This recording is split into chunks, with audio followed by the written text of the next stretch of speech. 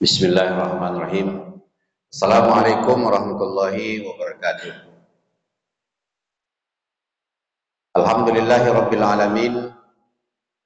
Wassalatu wassalamu ala asrafil anbiya'i wal mursalin wa ala alihi wa sahbihi ajmain. Allahumma salli ala sayyidina Muhammad al-fatihi lima khuliqa wal khatibi lima sabaqa wan nasiril haqqa bil haqqil hadi ila siratil mustaqim. Sallallahu alaihi wa ala alihi haqqa qadrihi wa miqdarihil azim. Qala ta'ala fi kitabihil karim. A'udzu billahi minasyaitonir rajim. Bismillahirrahmanirrahim. Wa tazawwadu fa inna khairaz zadit taqwa wattaquni ya ulil albab. Shadaqallahul azim.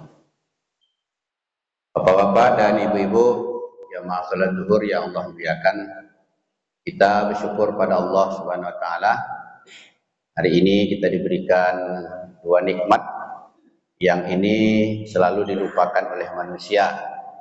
Di dalam hadis Rasulullah SAW menyampaikan, nikmatani mahbunun kasirun minan nas, as-sihah wal fakhar. Ada dua nikmat yang selalu dilupakan orang, yaitu yang pertama sehat, yang kedua waktu lapang. Alhamdulillah diberikan Allah kita kesehatan, dapat kita beramal ibadah dan lapang waktu kita dapat hadir di masjid ini. Berselawat kita kepada Rasulullah SAW. Allahumma salli ala sayyidina Muhammad wa ala alihi wa sahbihi ajmain. Assalamualaikum ya Rasulullah.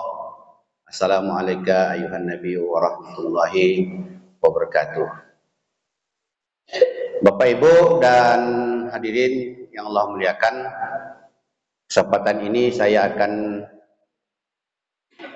menyampaikan satu kisah, yaitu detik-detik akan meninggalnya Rasulullah SAW. Pada saat itu Nabi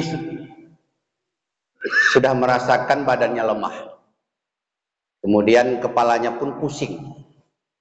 Maka Rasulullah SAW menyampaikan kepada istrinya, yaitu Aisyah, wahai istriku, badan saya sudah lemah, kepala saya pun sakit pusing luar biasa. Ini pertanda apa? Maka pada saat itu Aisyah menghibur Rasulullah SAW. Ini ada cobaan dari Allah Subhanahu wa taala. Karena kalau sehat pasangannya sakit. Ya Pak ya, kalau sehat pasangannya sakit. Nah ini, maka Rasulullah SAW berbaring di tempat tidurnya Aisyah, di kamarnya, tempat tidurnya Aisyah. Karena kuatnya sakit Rasulullah SAW, dia minta dipanggil anak perempuannya, yaitu Fatimah, dan juga dia minta dipanggil anak menantunya, yaitu Ali bin Abi Thalib. Maka pada saat itu di kamar Aisyah itu ada 3 orang, 4 dengan Rasulullah SAW. Rasulullah SAW, Aisyah istrinya, Fatimah anaknya, Ali bin Abi Thalib menantunya.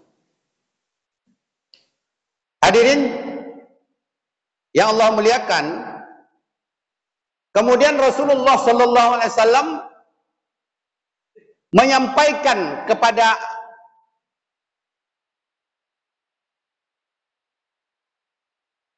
Aisyah dan anaknya Fatimah dan Ali bin Abi Thalib,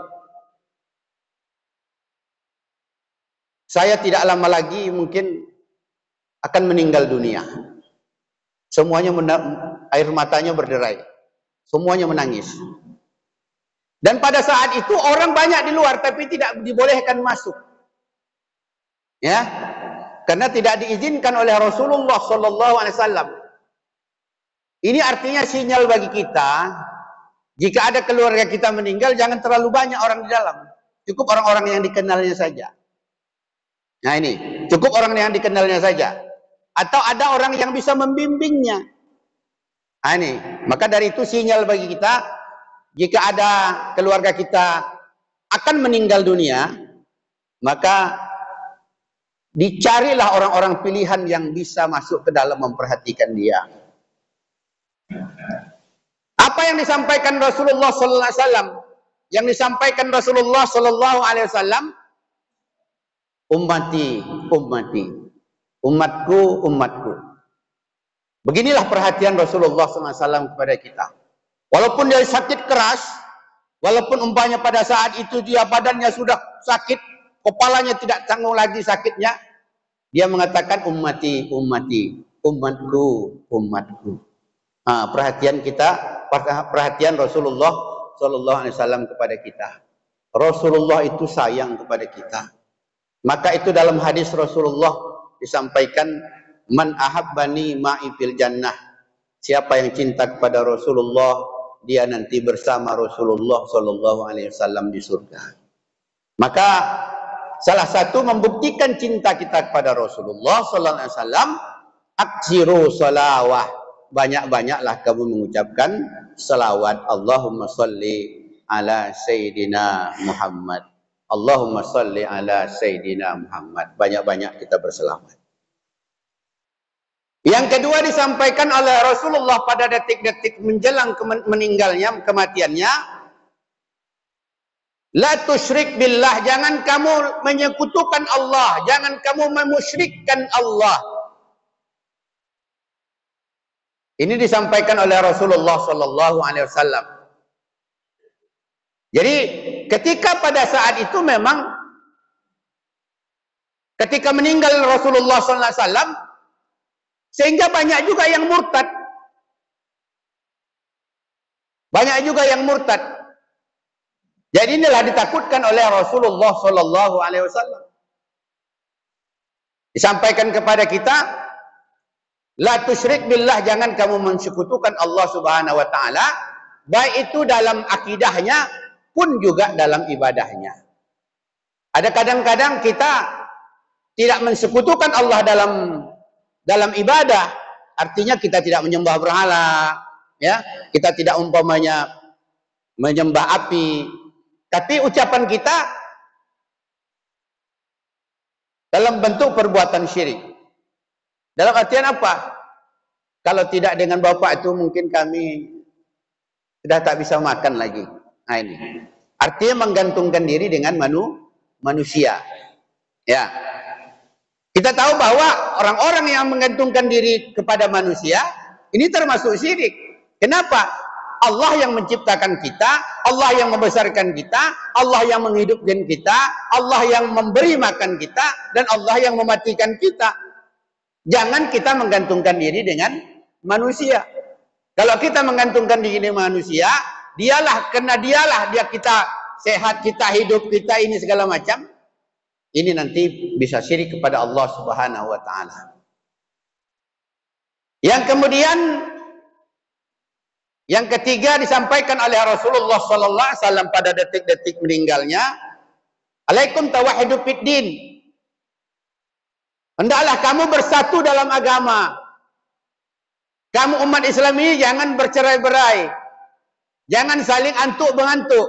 Nah, ini disampaikan oleh Rasulullah. Karena kita tahu bahwa sinyal sudah disampaikan sebenarnya oleh Rasulullah.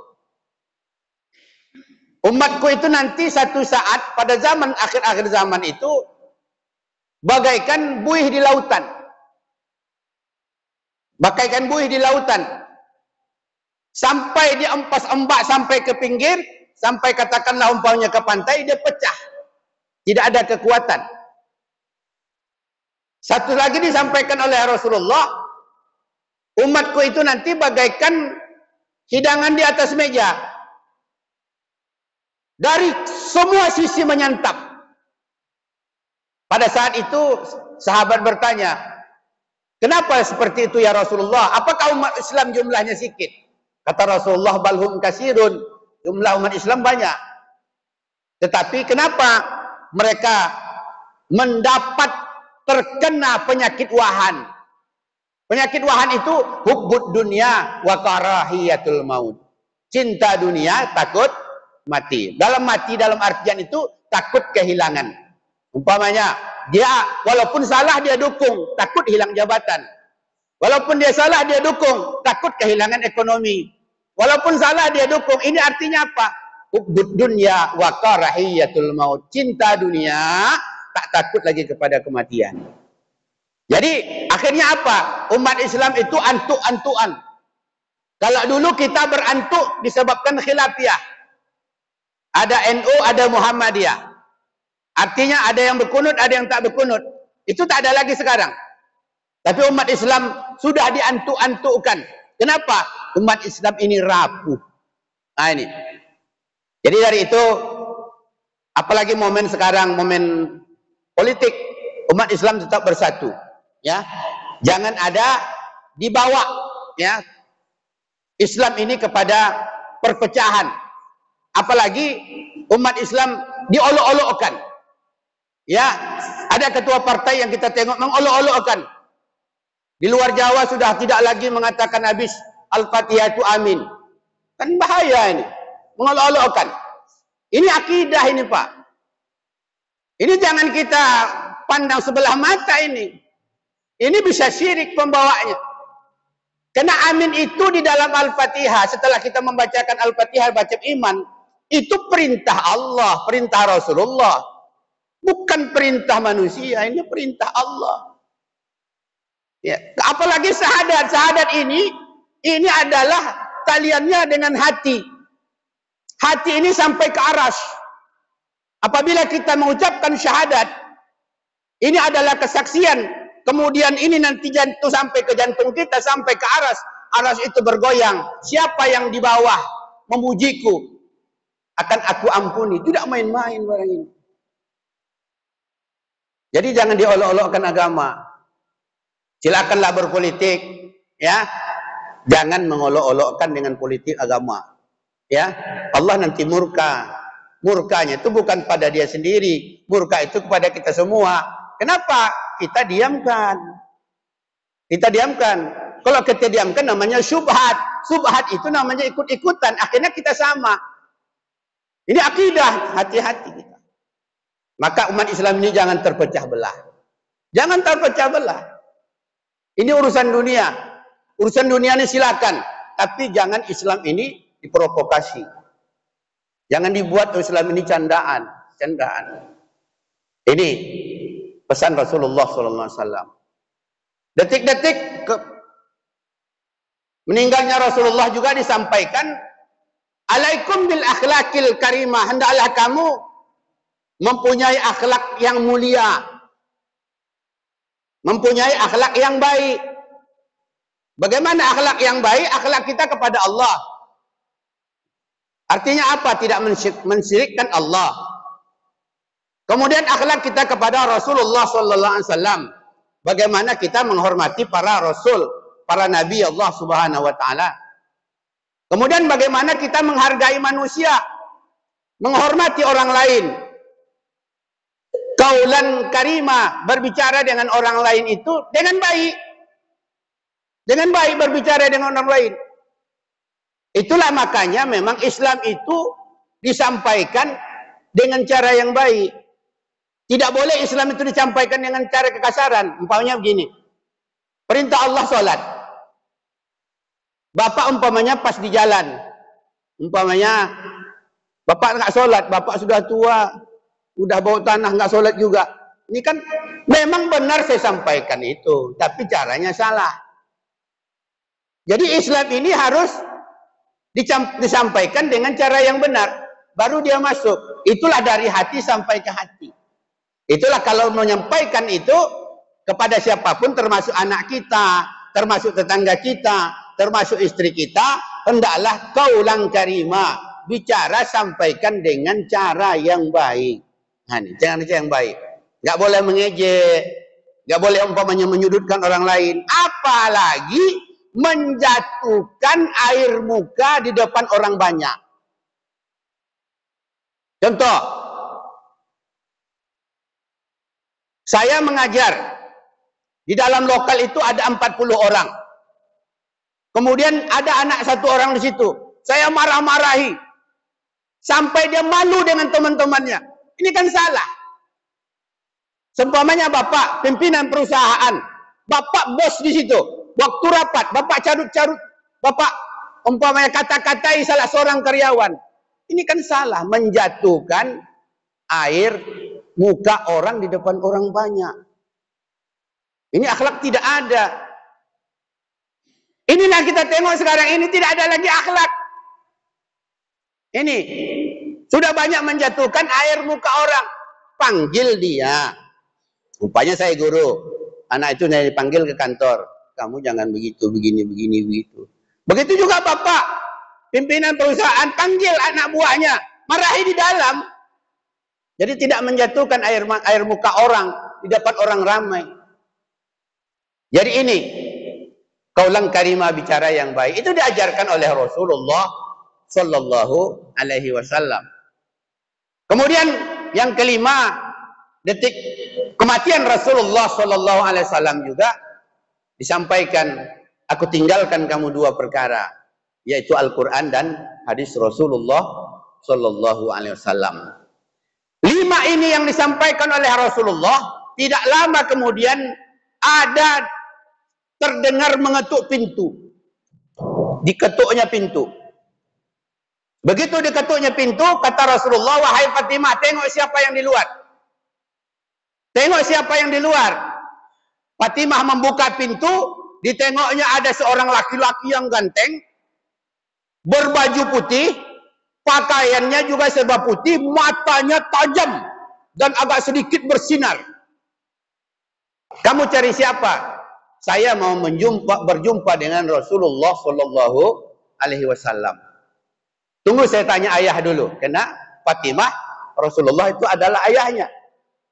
Ya Rasulullah, wahai ayah, ada seorang laki-laki di luar, tapi tidak saya kenal. Dia ingin berjumpa denganmu. Kalau engkau izinkan ya Rasulullah, aku suruh masuk. Kata Rasulullah, izinkan dia masuk. Izinkan dia masuk. Begitu masuk tadi anak muda yang pakaian putih, yang serba putih tadi, disampaikan oleh Rasulullah, kamu ini siapa? Nah ini, saya adalah malaikat Israel yang akan menjemputmu, diperintahkan Allah, itu pun kalau engkau izinkan. Nah, coba, ada ujungnya. Saya adalah malaikat Israel yang diperintahkan Allah untuk menjemputmu, itu pun kalau engkau izinkan. Nah, kalau kita kan tak ada kalimat kalau diizinkan kan? Nah, kan itu. Rasulullah itu hebatnya, luar biasanya. Itu pun kalau engkau izinkan. Kata Rasulullah, kalau itu perintah Allah, silakan wahai malaikat. Cabutlah nyawaku. Karena itu perintah Allah Subhanahu wa taala. Berpandang-pandanganlah malaikat Israel dengan Rasulullah Sallallahu Alaihi Wasallam. Begitu dicabut mulai dari ujung kaki sampai lutut, dipandang oleh Rasulullah, malaikat juga memandang Rasul. Mereka masih senyum-senyuman, masih senyum. Kemudian dicabut lagi dari kaki sampai pusat. Maka pada saat itu Rasulullah memandang Israel, Israel juga memandang Rasulullah, masih dalam keadaan senyum-senyuman. Kemudian ditarik lagi dari kaki, dari pusat sampai dada. Malaikat memalingkan mukanya, tidak memandang Rasul. Apa kata Rasul? Wahai malaikat, kenapa engkau tidak melihat mukaku? Aku tidak sanggup memandangmu ya Rasul. Kenapa? Aku lihat engkau betapa sakit. Sangat luar biasa. Mukamu sangat luar biasa. Menahan sakit. Jadi rupanya Rasulullah pun meninggal, dicabut nyawanya dalam keadaan merasa kesakitan. Mudah-mudahan kita kayak apa. Jadi barulah nanti dari dada langsung ditarik, innalillahi wa inna ilaihi raji'un. Nah inilah. Maka pada saat itu apa yang disampaikan? Maka ada Rasulullah SAW memesankan kepada kita. Yang pertama, ummati ummati, umatku adalah umatku. Kemudian kita jangan syirik pada Allah Subhanahu wa taala. Kemudian kita bersatu dalam agama ini. Yang kemudian lagi hendaklah kita senantiasa menjaga akhlakul karimah, dan kita jaga dan kita rawat adalah wasiat ataupun pesan Rasulullah, yaitu Al-Quran dan hadis, ya, hadis Rasulullah Sallallahu Alaihi Wasallam. Maka meninggallah Nabi kita Muhammad Sallallahu Alaihi Wasallam pada hari Senin tanggal 12 Rabiul Awal tahun ke-11 Hijriah, bersamaan pada saat itu tanggal 8 Juli tahun 632 Masehi. Hadirin jamaah Jumat yang Allah muliakan, ini detik-detik pesan Rasulullah Sallallahu Alaihi Wasallam. Ini saja yang dapat saya sampaikan. Mudah-mudahan ada manfaatnya bagi kita semua. Amin amin ya rabbal alamin. Terima kasih. Assalamualaikum warahmatullahi wabarakatuh.